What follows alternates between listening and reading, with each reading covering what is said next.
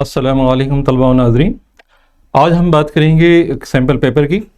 देखिए, आपका जो क्वेश्चन पेपर आएगा उसका डिज़ाइन कुछ इस तरह का होगा जो देख रहे हैं आप स्क्रीन के ऊपर।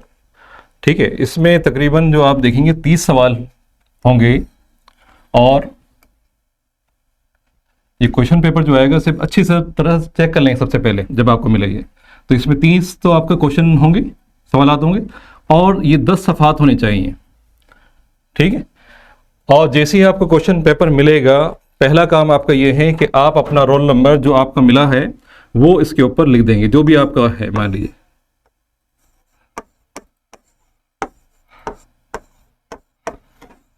मिसाल के तौर पे कुछ इस तरह का आपका रोल नंबर है, तो आप इसे पहले भर लेंगे।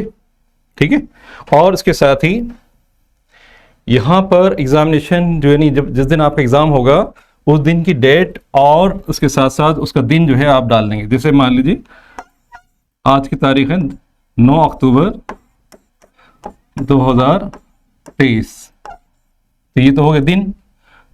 ठीक है, तारीख हो गई और दिन आज का क्या है, मंडे। तो ये सबसे पहले आप इसके ऊपर लिख लेंगे। ठीक है, डेट और इसके साथ साथ दिन। इसके अलावा बाकी जो आप दो यहाँ पे देख रहे हैं खाली जगह, ये जो निगरान होंगे आपके क्लास के अंदर दो, उनके यहाँ पे साइन होने हैं। ठीक है, किसी एक के भी चल जाएंगे लेकिन होने ज़रूरी हैं, चाहिए इस पे। अच्छा, इसके अलावा जो हिदायत दी गई हैं उन्हें आप अच्छे से पढ़ लेंगे। ठीक है, इसमें बहुत ध्यान से एक तो आप टाइम से वहाँ पे जाएं। ठीक है, जो टाइम आपको मिला वो मान लीजिए 2:30 बजे का टाइम है, तो आपको 2 बजे से पहले सेंटर पहुंच जाना है। ठीक है, इसके साथ सारी चीज़ें आपके पास पहले से मौजूद होनी चाहिए। पेन आप 3-4 तरह के रखें अपने पास। ठीक है, और फ्लो में होना चाहिए वो। तो आम हिदायत में सबसे पहला है तालिब इल्म अपने सवालात नामे के पहले सफ़े पर अपना रोल नंबर लिखेंगे। ठीक है, इसके बाद मेहरबानी करके अपने सवाल नामे को अच्छे से जांच लेंगे और तमाम जो सफ़हात हैं और इसके साथ साथ जो सवालात हैं, ठीक है, जितनी तादाद उस पर लिखी है उतनी ही होनी चाहिए।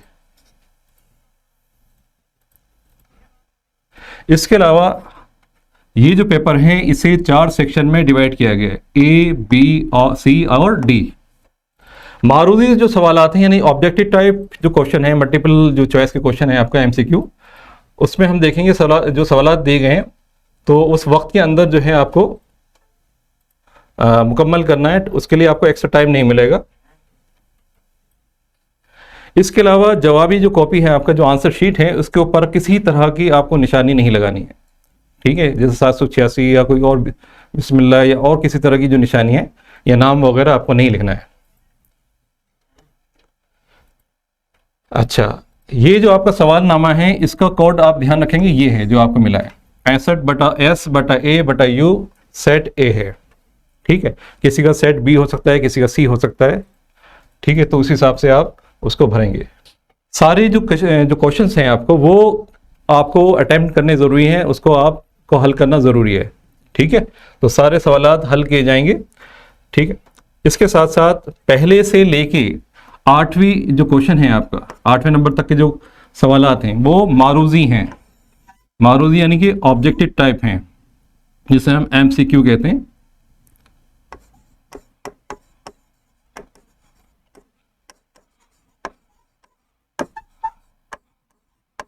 ठीक है भाई, इसमें होगा क्या कि एक सवाल दिया होगा और वहीं उसके जवाब भी दिए गए होंगे। 4 उसके ऑप्शन होंगे और उन ऑप्शन में से एक सही होगा। उस सही ऑप्शन को आपको लिखना है। अब उसमें A, B, C, D इस तरह करके दिया होगा और उसके साथ साथ उसके जवाब दिए होंगे, तो उनमें से एक आपको हल करना है। इसके बाद सवाल नंबर 9 से लेके 16 तक जितने भी क्वेश्चन हैं, ठीक है, वो जो उसका जवाब जो देने हैं आपको 25 अल्फाज में देने हैं। 25 अल्फाज से मुराद है तकरीबन 3 लाइन के। ठीक है, 3 लाइन से ज़्यादा ना हो, 3 से 4 लाइन भी हो सकता है। ठीक है, कोशिश करें कि 3 लाइन में पूरा हो जाए, नहीं तो 4 में आप मुकम्मल कर लीजिए। इसके अलावा 17 से लेके 25 तक के जो क्वेश्चन हैं आपके सवालात हैं, उनके जवाब आपको 40 से 50 अल्फाज में देने हैं।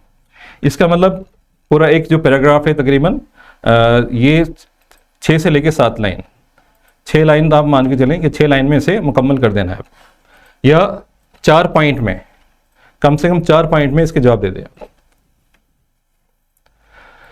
इसके अलावा जो बड़े सवाल आते हैं 26 से लेके 30 तक के, ये 5 क्वेश्चन हैं, ठीक है, 8 नंबर के होंगे ये।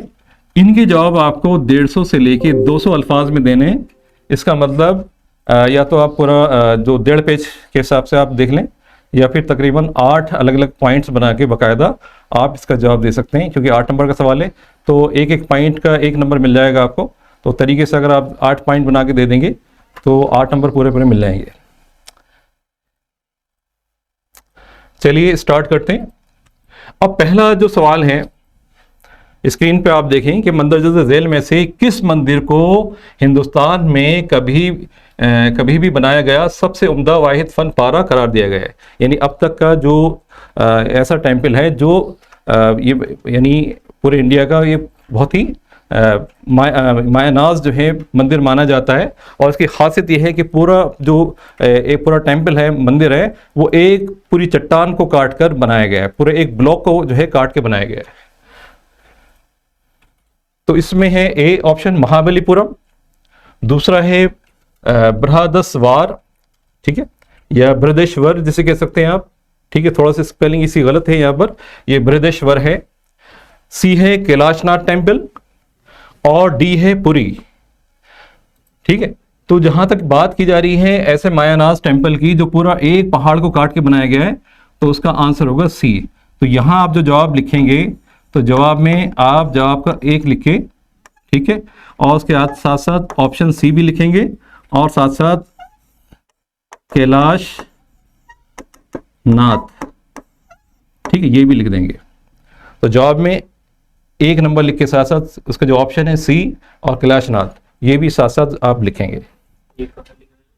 ये आपको आपकी जो आंसर शीट है जो मिलेगी आपको जब भर लेंगे आप सारा जो फर्स्ट जो आपका शीट भर लेंगे, उसके बाद आप जो है दाईं तरफ, जैसे मान लीजिए आपकी कॉपी है तो उसमें आप जो है बाकायदा हाशिया लेके फिर उसके ऊपर लिखना शुरू करेंगे। तो इसमें सबसे पहले आप ये जो सेक्शन नंबर है आप वो भी डाल देंगे साथ साथ। ये सेक्शन ए है तो सेक्शन ए का जवाब पहला है और उसका ठीक है, इसका आप ऑप्शन दे देंगे। अब इसके बाद है राज तरंगिनी, ये इसमें रजत तरंगिनी लिखा हुआ है। ये राज तरंगिनी जो किताब है ये किसके जरिए लिखी गई, ठीक है, बहुत सारी किताबों के आपको और भी ऑप्शन आ सकते हैं इसमें, ठीक है। तो अब राज तरंगी जो किताब है उसके ऑप्शन दिया है इसमें, पहला है कल्हन ने, दूसरा है सोमदेव ने, तीसरा है जयदेव ने और डी है अश्वघोष ने, ठीक है। अब इन 4 ऑप्शन में से एक सही है, तो इसका आंसर क्या सही होगा कि राज तरंगिनी कल्हन ने लिखी है, संस्कृत में कल्हन ने लिखी है, ठीक है। तो इसका ऑप्शन ए होगा। तो उसके साथ साथ आप लिख देंगे सवाल या जो भी जवाब है आपका, जवाब नंबर 2 और ऑप्शन इसका क्या होगा ए कल्हन, ठीक है। इसी तरह अगला क्वेश्चन है, जानिया जैन मजहब को मानती है, जानिया कोई लड़की है, वो जैन मजहब की मानने वाली है, वो अपनी रिवायती मजहबी किताब किस ज़बान में पढ़ेगी, यानी जो जैन मजहब की जो रिवायती किताबें हैं वो किस ज़बान में पढ़ेगी। अब देखिए हम देखते हैं कि जो जैन मजहब की जो किताबें हैं, ठीक है, वो हम देखें जो पुरानी कदीम जो ज़बानें हैं वो तो संस्कृत थे, लेकिन जो आम लोगों की जो ज़बान थी वो प्राकृत या पाली थी। तो जैन और बुद्ध मजहब की जो किताबें हैं वो संस्कृत के अलावा पाली और प्राकृत में लिखी गई। तो जैन मजहब की जो खासकर हम जैन मजहब की बात कर रहे हैं तो वो जो किताब है वो प्राकृत ज़बान में लिखी गई। तो इसका जवाब क्या होगा,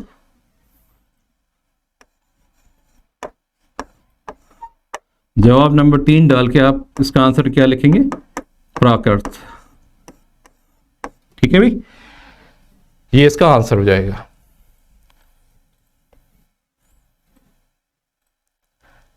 हिंदुस्तान के किस तबैयात दां को, यानी फिजिसिस्ट की बात कर रही हैं, वो कौन से फिजिसिस्ट हैं जो साइंटिस्ट हैं, उनको 1930 में नोबेल जो प्राइज़ है, जो वर्ल्ड का सबसे मायनाज इनाम माना जाता है साइंस और इसकी लिटरेचर की फील्ड के अंदर खास, ठीक है, अलग अलग उसकी फील्ड्स हैं, तो तो उसमें ये दिया जाता है हर साल। तो 1930 में किसको मिला हिंदुस्तान से? तो उसका आंसर है C, doctor C V Raman, Chandrashekhar Venkata Raman इसका आंसर होगा। तो जवाब number 4, answer C V Raman, ये इसका आंसर हो जाएगा। ठीक है, अगला है 13वीं सदी में हंसदेव ने उनके जरिए जो किताब लिखी गई उस किताब का क्या नाम है? ठीक है, अब हंसदेव जो थे ये हम देखें अकबर के दौर में थे और इन्होंने मिर्गा पाकसी जो शास्त्र है खासकर ये किताब लिखी थी इन्होंने। ठीक है, ये परिंदों के ऊपर उसके साथ साथ जो जानवर हैं उनकी खसूसियात इसमें बयान की गई थी, बाकायदा स्पेशलाइज इस पर काम किया था इन्होंने। तो इसका जवाब क्या होगा? मिर्गा पासी शास्त्र।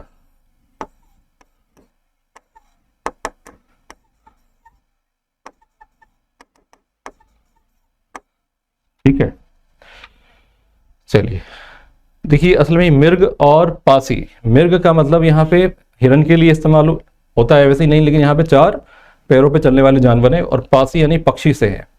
ठीक है, परिंदों से। अच्छा, इसमें और भी ऑप्शन दे रखे हैं, जैसे तुज़ो के बाबरी है, तुज़ो के जहांगीरी है। अब आपको पता होगा कि तुज़ो की बाबरी जो है वो बाबर ने लिखी थी, ये तुर्की ज़बान में थी। तुज़ो की जहांगीरी ये जहांगीर ने लिखी थी, ये फारसी ज़बान में थी। और लीलावती ये, ठीक है, ये उस दौर के जो मैथमेटिशियन थे उन्होंने लिखी थी। उस बरतानवी अफसर को उसकी शनाख्त कीजिए जिसने सबसे पहले कलकत्ता में मदरसा जो है उसको कायम किया था। ठीक है, तो इसमें ऑप्शन दिए हैं, ए वारेन हेस्टिंग, दूसरा है जोनाथन डक्कन, तीसरा है लॉर्ड मैकाले और चौथा है लॉर्ड विलियम बेंडिक्ट। ठीक है, अब ये 4 जो हैं ऑप्शन हमें मिले हैं, तो इसमें आंसर क्या होगा? Warren Hasting. वारेन हेस्टिंग जो थे उन्होंने सबसे पहले कलकत्ता के अंदर, तो इसका जवाब हो जाएगा वारेन हेस्टिंग, जवाब ए।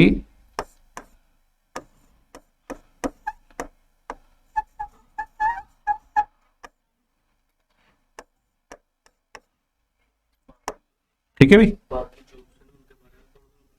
अच्छा ठीक है। लॉर्ड मैकाले ने, हम देखें तो लॉर्ड मैकाले ने नए तालीमी जो निज़ाम था उसको हिंदुस्तान में इंट्रोड्यूस कराया था। लॉर्ड विलियम बेंटिक्टन जो है, आप उनकी बात करें तो इन्होंने सती प्रथा के खात्मे पे काफ़ी फोकस किया और औरतों की तालीम पे इन्होंने बहुत काम किया कि हिंदुस्तान की जो औरतें हैं, ठीक है, वो भी तालीम में पार्टिसिपेट करें।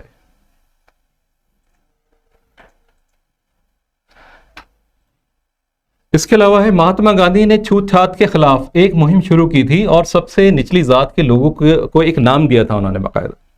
ठीक है, वह बाकायदा उनकी बस्ती में गए और वहाँ पे उन्होंने सफाई का जो कार्यक्रम है वो शुरू किया, प्रोग्राम किया उन्होंने। ठीक है, और बाकायदा उन लोगों को नाम दिया उन्होंने। तो उसमें ऑप्शन है, पहला दर्ज फहरिस्त कबाइल, बी है दर्ज फहरिस्त जातों का, सी है हरिजनों का, और डी है दीगर पिछड़ी जातों का। तो उन्होंने जो दलित हैं उनको नाम दिया हरिजनों का। तो इसका आंसर क्या होगा?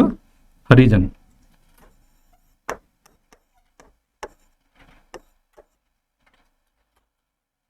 ठीक है,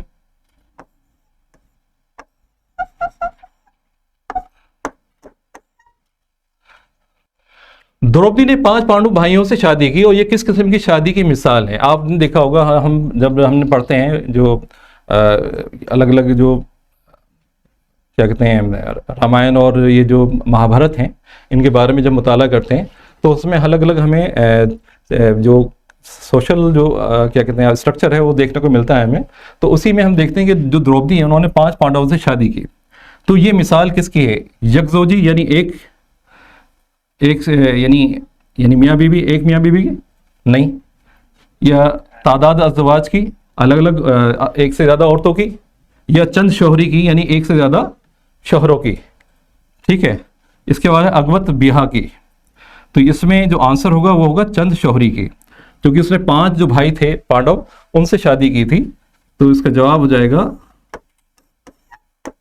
सी, चंद शोहरी। ठीक है, चलिए अब नवा सवाल है, आप इस्तिलाह संस्कृति से क्या समझते हैं? जो संस्कृति लफ्ज़ हैं इससे आप क्या समझते हैं? देखिए, संस्कृति जो है ये वर्ड जो करी है उससे आखिज किया गया है, जिसके लफ्जी मायने होते हैं सुधरा हुआ, जिसमें हमने सुधार किया है। ठीक है, यानी उसमें कोई बिगाड़ आ गया था किसी चीज में, उसको हमने सुधार किया है, तो ये हो जाएगा संस्कृति। ठीक है, सुधरा हुआ। अगला सवाल है, हर्ष के दौरे हुकूमत का तफसीली बयान किन दो अहम आलिमों के पेश, यानी किस जो दो आलिम थे उस दौर में, उनके नाम हमें बताने हैं। वो दो आलिम कौन थे जिन्होंने हर्ष के ज़माने के बारे में हमें बताया है? ये तफसीली मालूमात हमें पता चलती है। ठीक है, तो इसमें सबसे पहले तो जो उस दौर में एक चीनी सयाह हिंदुस्तान आया था जिसका नाम था फाहियान। ठीक है, उसके ज़रिए जो लिखी हुई जो उसकी रुदात थी, जो हिंदुस्तान आया और यहाँ पे आके उसने यहाँ पे तालीम हासिल करी, खासकर जो बुद्ध मजहब की, तो उसने भी जो है हिंदुस्तान के बारे में और उस दौर के बारे में, खासकर हर्षवर्धन के दौर के बारे में काफ़ी कुछ लिखा है। दूसरा है बाणभट्ट। बाणभट्ट ये उसका ये दरबारी शायर था, उसने भी हर्षवर्धन के बारे में काफ़ी कुछ तफसीली मालूमात, उसके जो प्रशस्ति पत्र है जो उसने उसकी तारीफ में लिखी है हर्षवर्धन की, उससे भी हमें पता चलता है। इसके अलावा हर्षवर्धन ने खुद अपनी एक सवाने हयात लिखी थी, हर्ष चरित्र, उससे भी हमें पता चलता है। सवाल है अगला, किन्हीं दो नुकात के लिहाज से सामवेद और यजुर्वेद का तकाबिल कीजिए। देखिए, सामवेद और यजुर्वेद ये चारों वेदों में से, ठीक है, दो वेद हैं और हम बात कर रहे हैं जैसे सामवेद की। तो साम जो लफ्ज़ हैं वो सोम के लिए इस्तेमाल किया जाता है, यानी चांद के लिए। सामवेद के मायने हैं सुरीले गीत, सुरीले गीत, और ये तकरीबन ये वेद जो है तकरीबन 16,000 रागों और रागनियों के ऊपर मुश्तमिल है। ठीक है, और इसमें किस तरह से श्लोकों को, जो श्लोक होते हैं संस्कृत श्लोक, उसको किस तरह से गा के बयान किया जाता है उसके बारे में वजाहत की गई है। अगला है यजुर्वेद। यजुर्वेद के मायने हैं, लफ्ज़ी मायने कुर्बानी के, एसार के। ठीक है, तो इस वेद में मुख्तलिफ कुर्बानियों से मुतालिक जो हैं रसूम रिवाज और मंत्र जो है उसके बारे में बयान किया गया है। ठीक है, और किस तरह से यज्ञों की अंजामदही की जाएगी। जो यज्ञ हैं आपका, जो इनकी बाकायदा आपने देखा होगा कि इसमें एक चौकी सी बनी होती है, उसमें बैठ के ये आग जला के, ठीक, कुंड सा होता है, उसमें आग जला के और उसमें आहुति देते हैं। ठीक है, तो उसमें किस तरह से ये इबादत की जाएगी उसके बारे में बताया गया है। अगला है, गुरु शिष्य परंपरा के बारे में आप क्या जानते हैं? गुरु शिष्य परंपरा आपको पता ही है कि कदीम हिंदुस्तान में शागिर्दों को जो तालीम है उनके उस्तादों के ज़रिए दी जाती थी। इन उस्तादों को गुरु कहा जाता था और जिस जगह ये तालीम दी जाती थी उसको गुरुकुल कहा जाता है। तो इस तरह तालीम गुरु और शागिर्दों के दरमियान एक करीबी ताल्लुक़ होती थी और इसे गुरु शिष्य परंपरा के नाम से जाना जाता था। ठीक है, बाकायदा एक गुरु जो है शिष्य को हाथ में एक धागा बांधता था जिसे क्या कहते हैं आपका अपनायन कहा जाता था। ठीक है, चलिए अगला है सवाल, मुस्लिम तालीमी निज़ाम की किन्हीं दो खसूसियात पर बहस कीजिए। तो मुस्लिम तालीमी निज़ाम की बुनियाद हम देखें, बुनियादी खसूसियत ये थी कि ये मिजाज के लिहाज से क्या थी? रिवायती थी। मिजाज के लिहाज से रिवायती थी और मतन के लिहाज से दीनी थी। और इसका निसाब हम देखें बहुत वसी था और इसे दो ज़ुमरों में तकसीम किया गया था। पहला जो ज़ुमरा है वो है रिवायती उलूम के ऊपर और दूसरा जो ज़ुमरा है वो अक़लियत के ऊपर मबनी था। तो हम रिवायती उलूम की बात करें तो उसमें कानून आ जाता है, तारीख़ आ जाती है, अदब शामिल हो जाते हैं, जबकि जो अक़ली उलूम हैं जिनकी बुनियाद अक़ल के ऊपर है उसमें मंतिक है, फ़लसफ़ा है, अदबियात है, रियाजी है, ये सारे इसी तरह से इल्म फ़ल्कियात हैं, ये सब चीज़ें इसमें शामिल होती थी।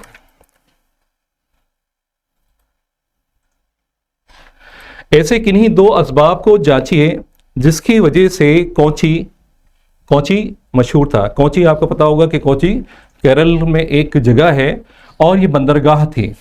ठीक है, कदीम दौर में बंदरगाह थी। आज भी आप देखें तो साहिली इलाके में वाक़ है ये जगह केरल में।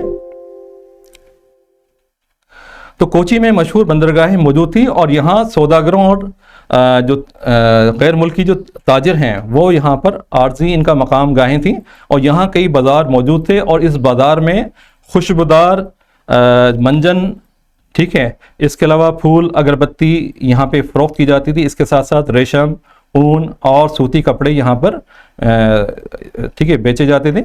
इसके साथ ही संदल, मूंग और मोती और सोना और कीमती जो पत्थर हैं उसके सौदागर यहाँ पे मौजूद रहते थे। इसके साथ ही अनाज के आड़ती, धोबी, मछली और नमक के जो दुकानदार हैं ठीक है वो यहाँ पे मौजूद होते थे। इसके अलावा लोहार, बढ़ई, मोची और खिलौना जो बनाने वाले लोग थे वो सब यहाँ दस्तयाब थे। तो इस बाज़ार में हम देखें समुद्र से, रोड के इलाकों से घोड़े में यानी दूर के इलाकों से घोड़े भी फ़रोख्त किए जाते हैं। बाकायदा यहाँ पर अरबी जो घोड़े हैं, अरबी नस्ल के घोड़े वो यहाँ पे फ़रोख्त भी किए जाते थे। अगला सवाल है, वो दीपांकर श्रीरंजन के नाम से जाने जाते हैं, वो कौन थे और वो क्यों मशहूर हुए? ये थोड़ा सा हम देखें तो थोड़ा सा आउट है ये सिलेबस से, लेकिन क्योंकि ये बुद्ध मज़हब से जुड़ा हुआ सवाल है तो इसमें हम बात करते हैं। तो ये दीपांकर श्रीरंजन जो थे, ये इनकी पैदाइश 980 ईस्वी में ढाका, आज जो बांग्लादेश का इलाका है, वहाँ पर हुई थी। और इनके वालिद एक राजा थे ठीक है, और उन्होंने अपनी इब्तिदाई तालीम बंगाल में ठीक है वहाँ हासिल की। और उस दौर के जो बड़े बड़े काबिल आलिम थे उन्होंने उनको तालीम दी, इब्तिदाई तालीम उनकी वहीं पे हुई। और उनकी काबिलियत और जहानत की वजह से उन्हें जो विक्रमशिला उस दौर की यूनिवर्सिटी थी उसका चांसलर बना दिया। महज 19 साल की उम्र में वहाँ का चांसलर बना दिए गए ठीक है। तो इनकी काबिलियत और जहानत की वजह से इन्होंने वहाँ पर ख़ासकर जो बुद्ध मज़हब की जो अदब हैं और जो उसकी और दूसरी किताबें हैं उसका वहाँ मुताला भी किया, और साथ साथ उसको उन्होंने दूसरी ज़बानों में, संस्कृत से दूसरी ज़बानों में जो है ट्रांसलेट किया। ख़ासकर जो तिब्बती भूती जो ज़बान है उसमें किया उन्होंने। तो इन्हें तिब्बत के अंदर बहुत मकबूलियत हासिल हुई, और तिब्बत में हम देखते हैं कि इनकी बाकायदा मुजस्समा बाकायदा इनका बनाया गया है और इनको बहुत एहतराम की निगाह से देखा जाता है। अगला है, तहजीब कल्चर के किन्हीं 4 नुकात का तस्करा कीजिए। तहजीब कल्चर की जब बात की जाती है तो ये सकाफ़त जो है, हम जो तहजीब सकाफ़त सीखी और हासिल की जा सकती है ठीक है। ये हम किसी से भी सीख सकते हैं और हासिल कर सकते हैं। सकाफ़त में बाज़ रवैये, बर्ताव हमें अपनी विरासत में मिलते हैं, अपने वालिदैन से मिलते हैं हमें ठीक है, आसपास जो हमारे घर के अफराद हैं वो हमें देते हैं। और जबकि कुछ ऐसे रवैये होते हैं जिन्हें हमें सीखना पड़ता है समाज से।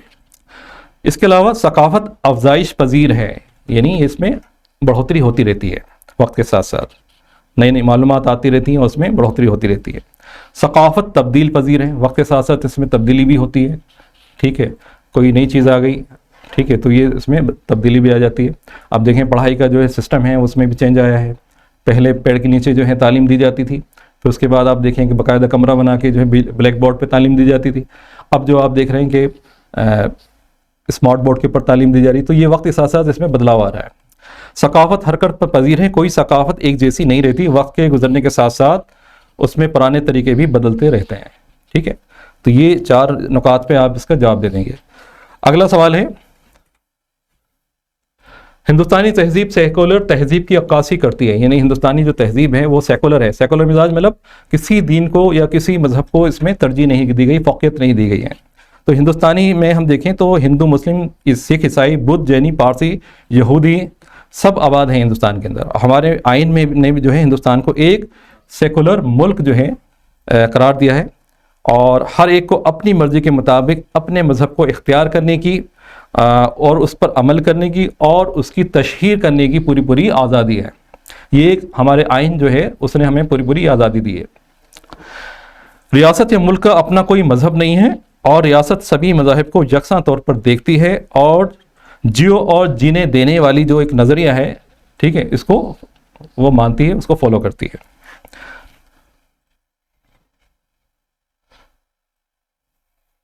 अगला सवाल है, जदीद दौर में हिंदुस्तान में प्रेस की ने एक ताकतवर आले की शक्ल में कैसे इख्तियार की है ठीक है। जदीद दौर में प्रेस यानी जो मास मीडिया है इसकी बात हो रही है, उसने किस तरह से एक ताकतवर आले के तौर पर शक्ल इख्तियार की है। आप देख रहे हैं कि किस तरह से जो मीडिया है आजकल ठीक है वो काम कर रहा है और उसकी अहमियत बहुत बढ़ जाती है।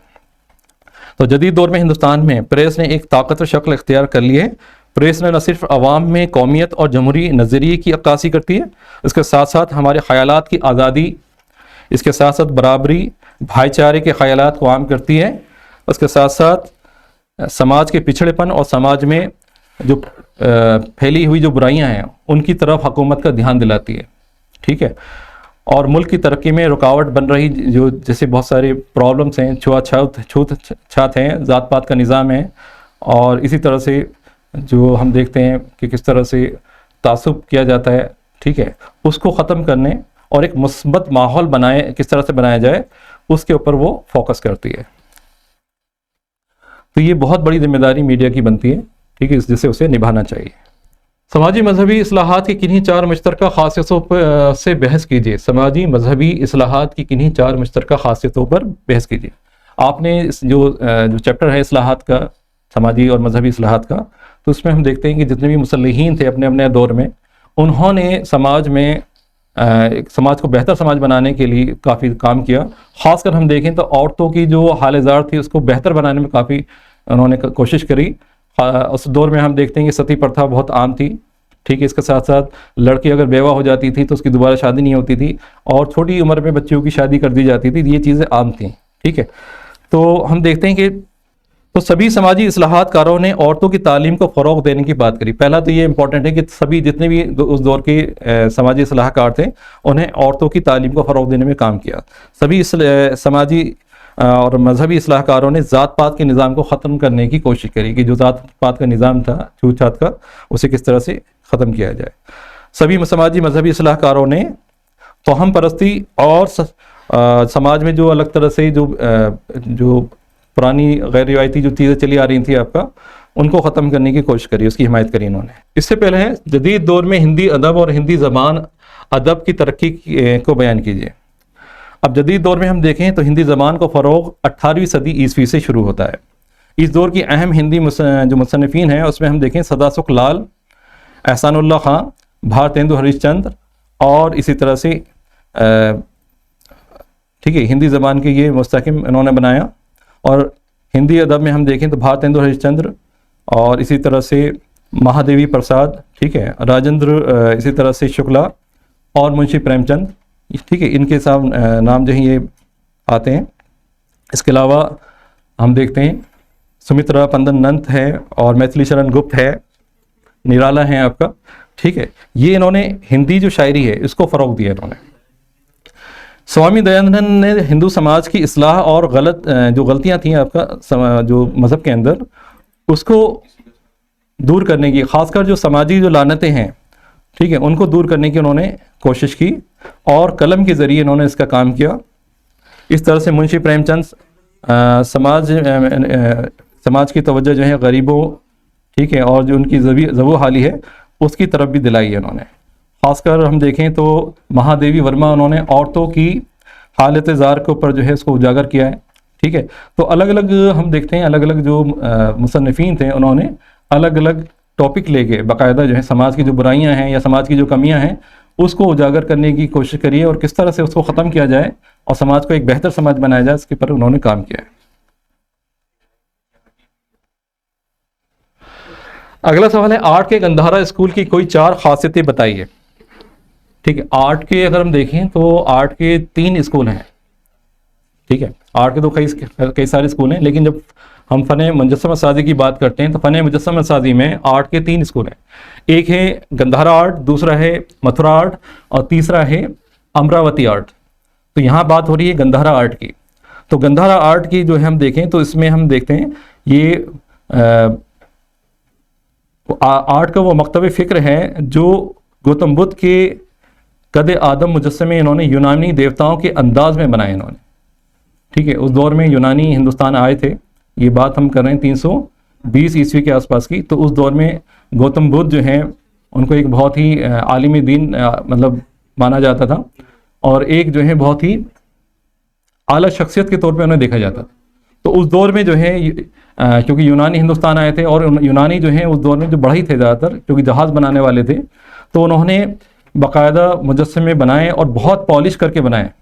उनकी चमक आप देखें तो बिल्कुल ऐसा लगता है कि जैसे शीशे के ऊपर उन्होंने पॉलिश किया है।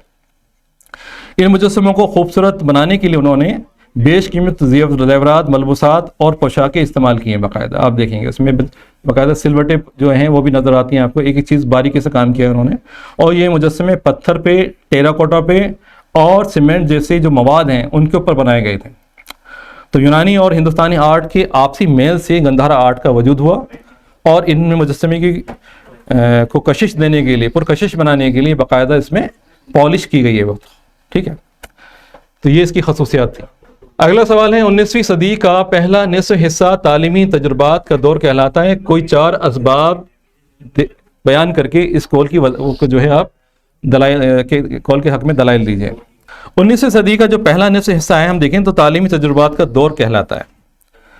ईस्ट इंडिया कंपनी ने 1813 में के चार्टर्ड एक्ट में एक कंपनी को अदब की तजदीद और इसकी बेहतरी और हिंदुस्तान के तालीम याफ्ता अफराद के लिए हिंदुस्तान के बरतानी मकबूजा इलाकों के बाशिंदगान के दरमियान साइंस से आगाही के लिए 1 लाख रुपए मुख्तस किए थे।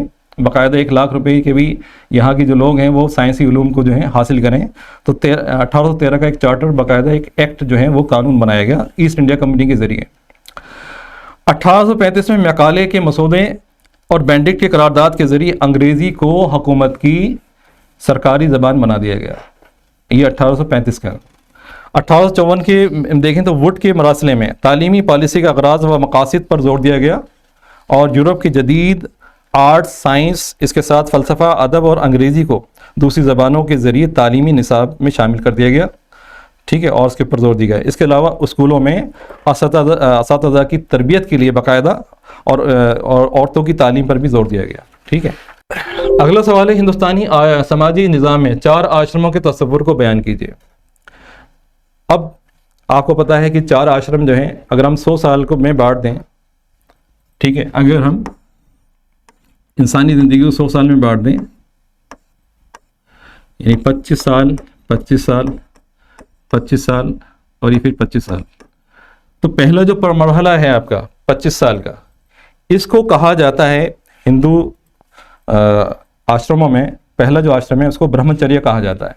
यानी पहला जो नहीं एक जो, ठीक है, इस मुद्दत के दौरान वो तालीम हासिल करते हैं और अपनी ख्वाहिशात और जज्बात पर काबू हासिल करते हैं। तो इसमें शादी नहीं करते और अब बाकायदा इसमें ध्यान जो है पूरा ध्यान पढ़ाई की तरफ होता है, तालीम हासिल करने पे होता है। दूसरा जो मरहला स्टार्ट होता है 25 साल के बाद का, 25 से 50 के दरमियान का, इसमें ये कहलाता है गृहस्थ आश्रम।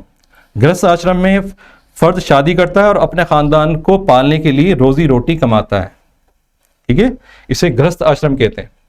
पहला हो गया ब्रह्मचर्य, दूसरा हो गया गृहस्थ आश्रम, तीसरा है घरेलू ज़िंदगी के तमाम फ़राइज़ को निभाने के बाद। देखिए ये जो आश्रम की बात हो रही है, ये तो आप देखेंगे तालीम से जुड़ा हुआ है ये, ठीक है, जो आपका 19वां जो चैप्टर है तालीम से जो रिलेटेड है उससे ये लिया गया है, ठीक है। उसमें किस तरह से हिंदुस्तानी समाज को 4 आश्रम में बांटा गया उसके बारे में वजाहत की गई है, ठीक है। तो घरेलू ज़िंदगी के तमाम फ़राइज़ निभाने के बाद, यानी जब आदमी की उम्र 50 साल से ऊपर हो जाती है तो 50 से 75 का जो दौर है उसमें उसे वनप्रस्थ आश्रम कहते हैं। और इस मरहले में इंसान जो है अपने ख़ानदान को छोड़कर अलहदगी इख्तियार कर लेता है और, ठीक है, वो फिर जो है अल्लाह या मतलब, ठीक है, या जो भी है, ठीक है, अपना जो है वो इख्तियार कर लेता है, अलहदगी इख्तियार कर लेता है, ठीक है। अगला जो है वो मरहला जो है आखिरी मरहला जिसे कहते हैं, इसे मोक्ष हासिल करने के लिए, यानी 75 से लेके 100 साल का जो अरसा है आपका, इसमें क्या होता है सारी ख्वाहिशें जो पूरी हो जाती हैं इंसान की, इसे में कहते हैं वो संन्यास ले लेता है, संन्यास आश्रम कहलाता है ये। तो इस मरहले में इंसान ध्यान लगाता है और सादा और खुश्क ज़िंदगी बसर करता है और इस मरहले में उसे अगर मौत आ जाती है तो उसे कहते हैं जैसे मोक्ष हासिल हो गया, मोक्ष प्राप्त हो गया।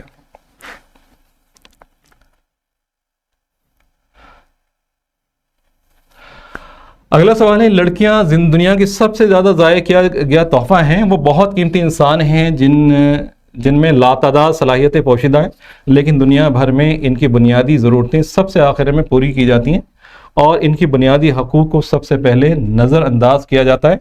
और ऐसे 4 वाक़यात बताइए जिनमें इनके हकूक़ अदा नहीं किए गए, ठीक है भाई।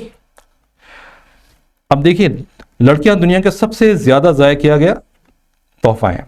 तो हम देखें कदीम कानूनी जो किताबें हैं, ख़ासकर जो हिंदू मज़हब से जुड़ी हुई हैं, उसमें औरतों की हैसियत को कम करके और उसे जो समाज का जो चौथा तबका है, शूद्र है, उनके बराबर जो है खड़ा कर दिया गया है। इससे पहले हम देखें जब द्विवेदों के पीरियड के समय हम देखें तो उसमें ऐसी बात नहीं थी, लेकिन जब ये मनुस्मृति लिखी गई है, हिंदू कानून, उसमें फिर जो है उनकी जो हैसियत है उसको कम कर दिया गया। सिर्फ कुछ ज़ाती इमलाक, स्थिर धन जिसे कहा जाता है, उसके अलावा वो किसी भी इमलाक की हकदार नहीं है। यानी जब शादी होती है तो जो जहेज दे दिया जाता है उन्हें, उसके बाद वो अपने वालिद की किसी भी जो जायदाद है उसमें वो हक नहीं रखती। इसके अलावा वेद की तालीम भी औरतों के लिए मना थी। वेद की तालीम औरतें हासिल नहीं कर सकती। इसके साथ ही रक्स मौसीकी को आला ज़ात की औरतों के लिए गैर मौजू समझा जाता था और कम उम्र में इनकी शादी करना आम बात थी। सती की रस्म हम देखें तो यहाँ आम थी। बेवाओं की दोबारा शादी की इजाज़त नहीं थी, ठीक है, और कम उम्र में जो है बच्चों की शादी कर दी जाती थी। और कहीं कहीं तो यह है कि और बच्चों को जो है, ठीक है, मार भी दिया जाता था कि अगर पता चल गया ये लड़की है तो उसे जान से मार भी दिया जाता था। अगला सवाल है, हिंदुस्तान में कोरोना अवस्था के दौरान सूफीज़म मजहबी नज़रिए में एक लिबरल रवैया कैसे लेकर आए? तो हिंदुस्तान में हम देखते हैं कोरोना अवस्था के दौरान सूफीज़म की आमद मुमकिन तौर पर 11वीं और 12वीं सदी की शुरुआत से होती है, ठीक है, और सूफी तहरीक ने मसावात और भाईचारे को बढ़ाया। जब ये हिंदुस्तान में आए तो उन्होंने मसावात, बराबरी और भाईचारे को जो है बढ़ाया। और दर हकीकत इस्लाम में जो मसावात की जो तालीम है दी गई है वो उसका एहतराम उल्मा से ज़्यादा सूफिया ने किया है, ठीक है। जो सूफिया जब हिंदुस्तान में आए उन्होंने इसका ज़्यादा एहतराम किया, इसकी पाबंदी करी। सूफिया का मानना था कि उल्मा हिर्स और हवस की वजह से दुनियावी आसाइशों में उलझ गए हैं और कुरान की असल जो जमहूरी और मसावात की तालीम से वो भटक गए। तो सूफ़ी बुज़ुर्गों ने समाजी इस्लाहात की भी कोशिश की। इन्होंने सूफियों के मुताबिक खुदा की इबादत की आला तरीन शक्ल जो है खिदमत खल्क है। वो हिंदुओं और मुसलमानों में कोई फ़र्क नहीं करते थे, इम्तियाज़ नहीं करते थे। और सूफिया ने आम आवाम से हमेशा करीबी ताल्लुक़ बनाए रखा। सूफी अकराम ने खानका के साथ साथ लंगर खाना और महफिल समा की शुरुआत की इन्होंने, तो जिसमें बिला किसी मजहब की तफरीक के हर मजहब के जो लोग हैं उसमें शामिल होते थे। और फिर उसमें जब वो बैठते थे तो उसमें फिर वो जो इस्लाम की जो तालीमात हैं, ठीक है, उससे वो रुशनास होते थे। अगला सवाल है, बुद्ध फलसफे के वो 4 खासियतें लिखी हैं जो हमें एक बेहतर इंसान बनाने में माउन साबित होती हैं।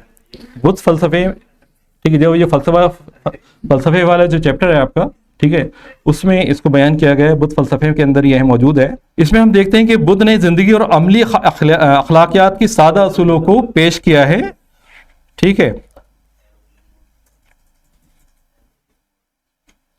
इन सारी जो बाकायदा उन्होंने उसूल जो दिए हैं उन्होंने, बहुत सादा हैं और इसे हर इंसान जो है इसके ऊपर अमल कर सकता है। बुद्ध की तालीमात इंतहाई अमली हैं और सादा हैं। और बुद्ध ने निजात के जो है बाकायदा 8 रास्ते बयान किए उन्होंने। इसके साथ ही हम देखते हैं इंसानी ज़िंदगी का तकलीफ़ और मसाइब से भरी हुई उन्होंने माना है कि इंसान की जो ज़िंदगी है वो तकलीफ़ और मसाइब से भरी पड़ी है। तो बुद्ध ने बीमारी, दुख और मौत से इंसानी ज़िंदगी को हमकिनार देखा है। तो वो इस नतीजे पे पहुँचे कि इंसानी ज़िंदगी यकीनी तौर पर आलाम और मसाइब से घिरी हुई है। चलिए, दूसरा है जो आलाम और मसाइब का सबब क्या है, इनकी पीछे का रीज़न क्या है। इनका पीछे का रीज़न क्या है? जो आलाम से गुजर रहा है इंसान, इसके पीछे इंसान की जो नफ्सानी ख्वाहिशात हैं, इंसान की जो नफ्सानी ख्वाहिशात हैं जो कभी पूरी नहीं होती, उसमें इंसान जो है लगा रहता है कि ये ख्वाहिश पूरी हो जाए, ये ख्वाहिश पूरी हो जाए। वही बात है ना, गालिब का शेर है कि हज़ारों ख्वाहिशें ऐसी हैं कि हर ख्वाहिश पे दम निकले, बहुत निकले मेरे अरमा फिर भी कब निकले, तो वो वाला हिसाब है। तो इंसान जो है इंसान की ख्वाहिशें पूरी नहीं होती, इंसान मौत आ जाती है यहाँ तक के, ठीक है। अच्छा, इसके अलावा मसाइब का ख़ात्मा मौजूद है। उसने उन्हें बताया कि ये जो मसाइब हैं इसका ख़ात्मा मौजूद है। किस तरह से? अगर इंसान अपनी जो नफ्सानी ख्वाहिशात है इसके ऊपर किसी तरह से काबू पा ले तो ये दुख और जो तकलीफ़ से वो गुजर रहा है, दो चार हो रहा है, इससे वो हमकिनार हो सकता है। निजात का रास्ता क्या है कि चौथी हकीकत इस रास्ते पर ही जाती है जो निजात तक ले जाती है। तो चुनाचे बुद्ध फ़लसफ़ा कनौतियत से शुरू होकर रजायत की तरफ रहनुमाई करता है।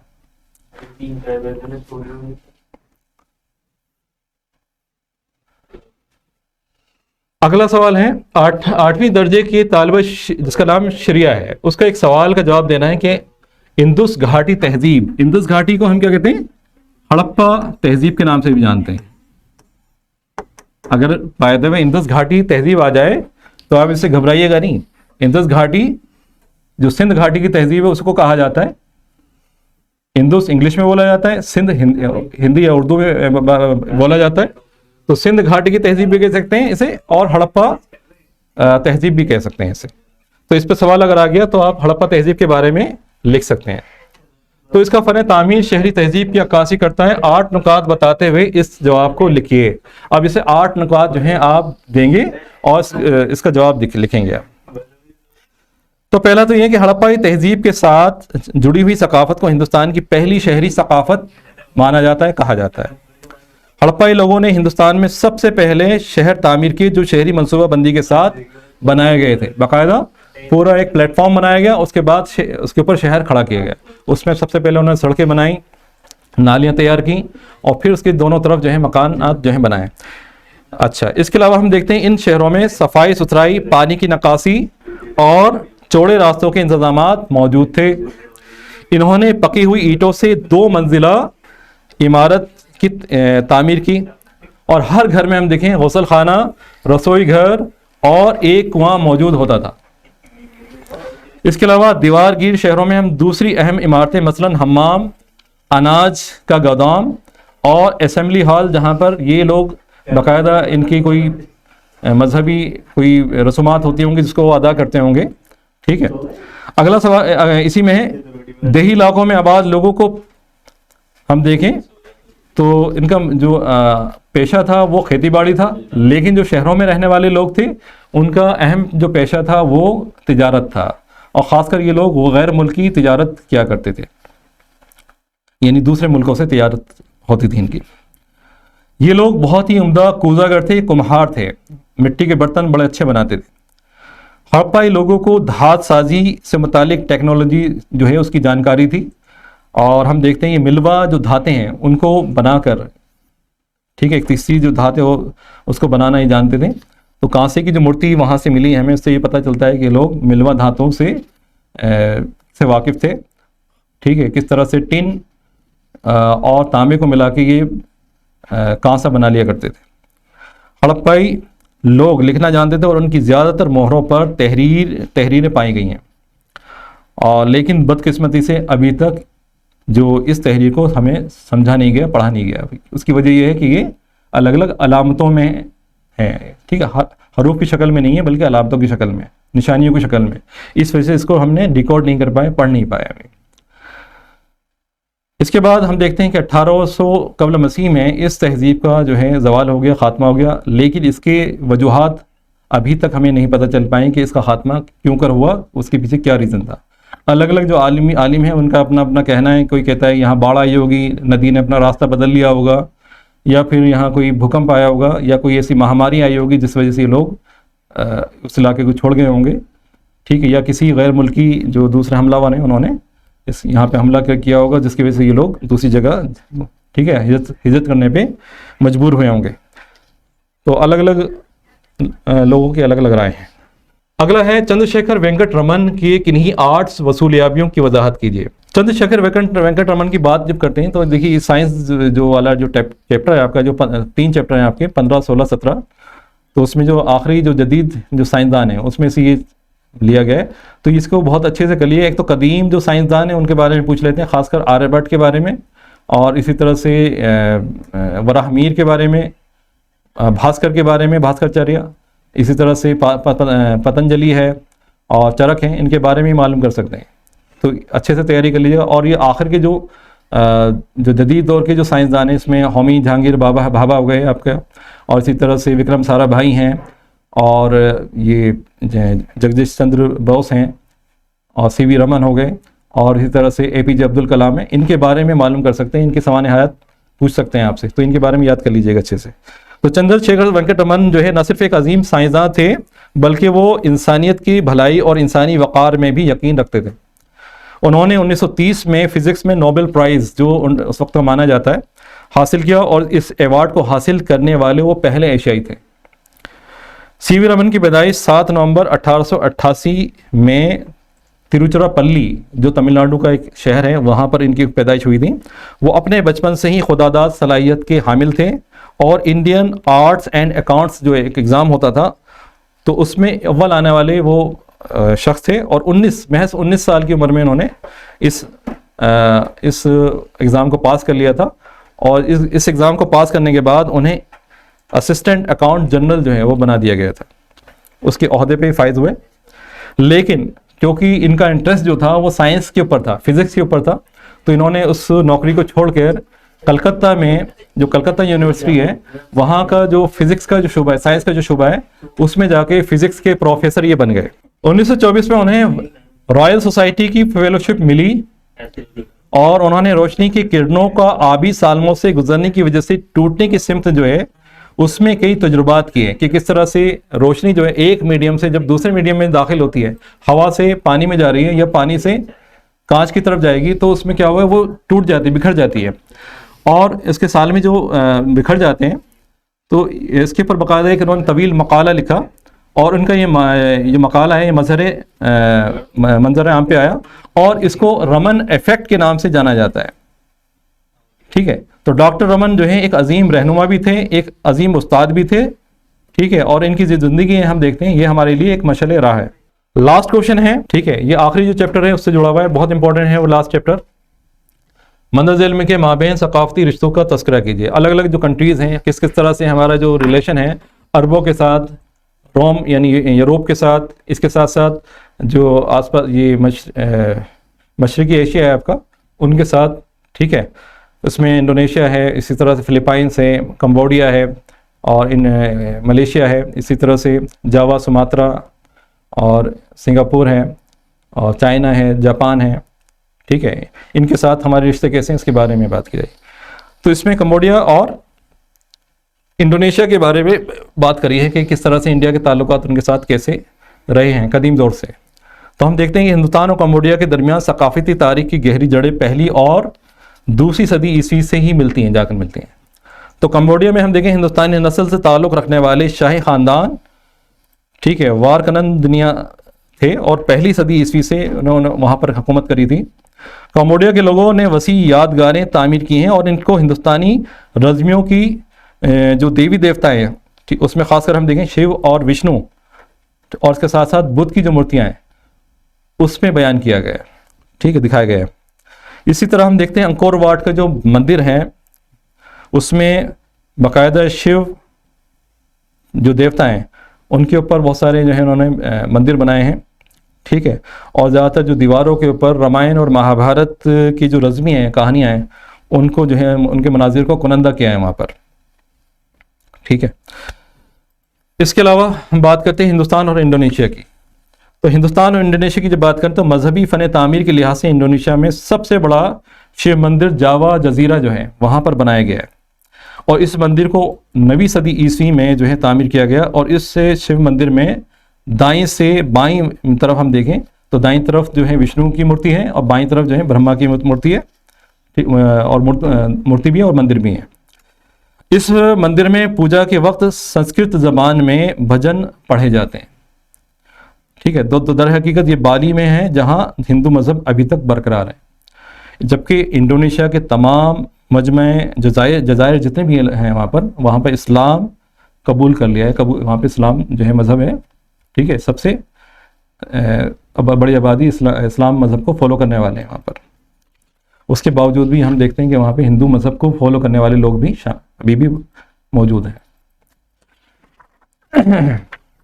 इसके अलावा बहुत सारी जो टर्मिनोलॉजी हैं वहाँ पे जो इस्तेमाल की जाती है वो उसमें बहुत सारे अल्फाज जो हैं संस्कृत ज़बान के इस्तेमाल किए जाते हैं।